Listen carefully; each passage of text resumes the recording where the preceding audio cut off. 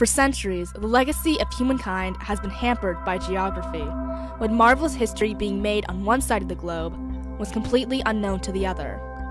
They say there were three waves of globalization. The first, World War I, when internationalism stripped away many areas of trade barriers and new technology could, alas, conquer the great distances our world had to offer.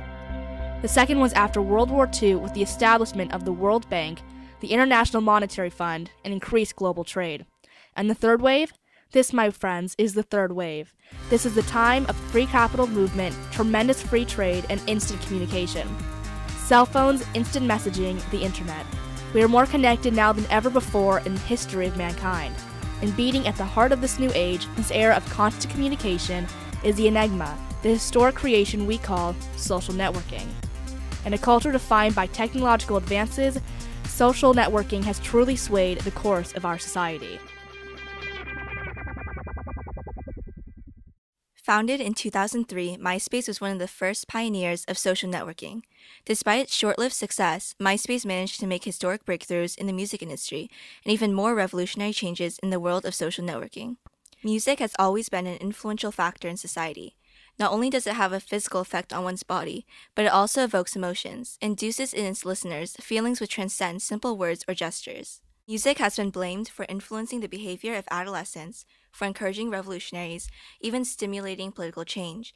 It is the music industry, then, which controls this vast and powerful tool and its influence over society. MySpace helped to destroy this control. From the beginning, MySpace was a musician's haven. Here, bands could upload their music, connect with like-minded musicians, and develop a fan base. More than anything, it was this fan base which truly rocked the music industry. Normally, the music industry selected which bands were marketable and which were not. The music which became available to society, which so influenced the masses, was monopolized in the hands of three major labels. MySpace was different. Everyone from the big-name bands touring the world to the average high school garage band had a chance to be heard. There were no fees, no liabilities. For the first time, music users could decide what succeeded and what failed.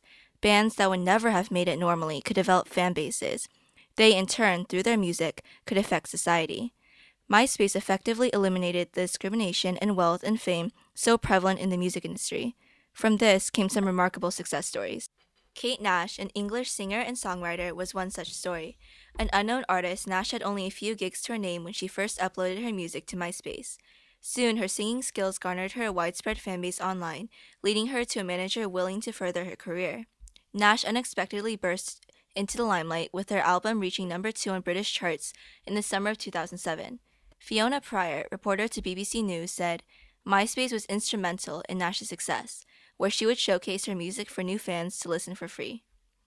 Through its user-friendly interface, interconnected community, and vast variety of music, MySpace opened doors of opportunity unknown to musicians like Nash prior to its existence. This liberalization of music helped to diminish the power of an industry which had held a monopoly over what people listened to. MySpace had essentially begun a revolution in music. By July 2006, MySpace had become the most visited website in the United States. Unfortunately, MySpace's popularity was temporary. It was soon overshadowed by its more appealing little brother, Facebook. However, the importance of MySpace should not be overlooked. MySpace was the first to truly become a social networking titan. Indeed, it proved to the world how monumental of a phenomenon social networking was. Although MySpace itself descended in popularity, the ascendancy of Facebook assured that social networking was not going away anytime soon.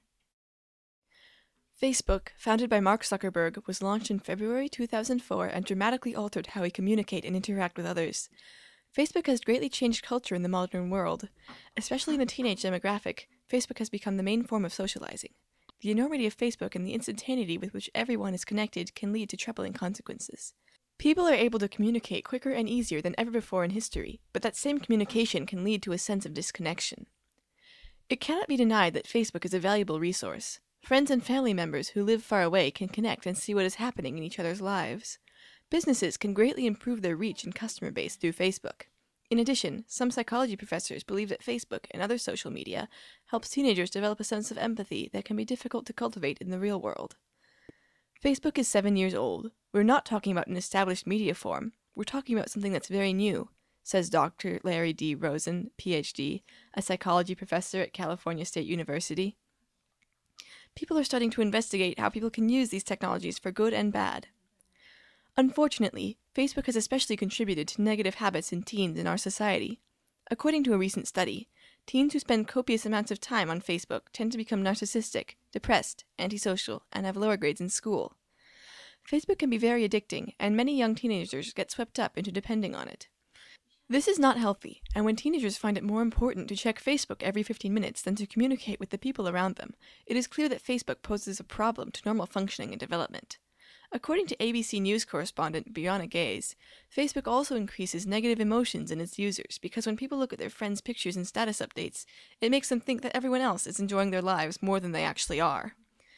One study from the Archives of Pediatric and Adolescent Medicine claimed that the kids of this generation are spending less time outside than they once had. While 71% of mothers claim to have spent every day playing outside during their youth, only 31% of their children could say the same. With 38% of kids on Facebook under 13, social networking undoubtedly plays a role in this ratio. With over half of America on Facebook, it is no wonder that Facebook plays such a tremendous role in our society. As more of our citizens become latched onto their computer screens, we are slowly marking a turning point in the development of humanity. People may join this behemoth of a website for different reasons, but in the end it boils down to the same thing. Facebook has become a necessary tool in the life of most of its users. If you were born before the age of the internet, your definition of a Twitter is most likely a series of short, high-pitched calls or sounds mostly associated with birds.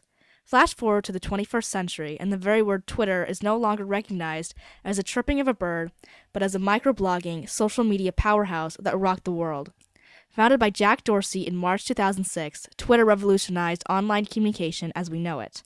Twitter was born of a need to enable text messaging to have a cross-platform capacity, work on cell phones, computers, and other electronic devices. Today, it is one of the most influential and popular websites in the world. Generating over 1 billion tweets on all conceivable topics every 2.5 days, world leaders, major athletes, star performers, news organizations, and entertainment outlets are among the millions of active Twitter accounts through which users can get the pulse of the planet. Though companies use it to respond to customer queries and media groups use Twitterers as first-to-the-scene reporters, Twitter is not limited to business planning or mere marketing affairs. With only 140 characters, people on Twitter have changed the course of human history. For instance, during the Egyptian Revolution of 2011, the uprising was mainly a campaign of non-violent civil resistance. Throughout Egypt, millions of protesters demanded the overthrow of the regime of President Hosni Mubarak. The citizens suffered from a draconian government and were faced with oppression, limitation of speech, and blatant corruption. Despite being predominantly peaceful in nature, the revolution had many violent clashes between security forces and protesters, with at least 846 people killed and 6,000 injured.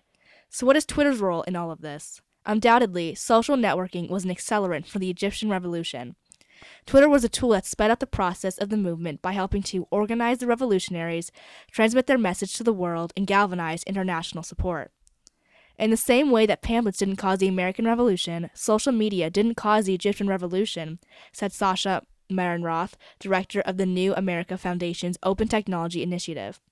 Social media have become the pamphlets of the 21st century, a way that people who are frustrated with the status quo can organize themselves and coordinate protest, and in the case of Egypt, revolution. Social media giants such as Twitter, MySpace, and Facebook have revolutionized our society. With new advances in technology being made daily and with our lives changing by the second, it is no wonder why these platforms of instant communication are dominating our everyday lives. Music, culture, revolution. Will the human emotions bred by natural relationships vanish in the face of a digital era? Will our lives be dictated by the mindlessness of social networking? These are the fears of the older generation and the reality of a generation yet to be born.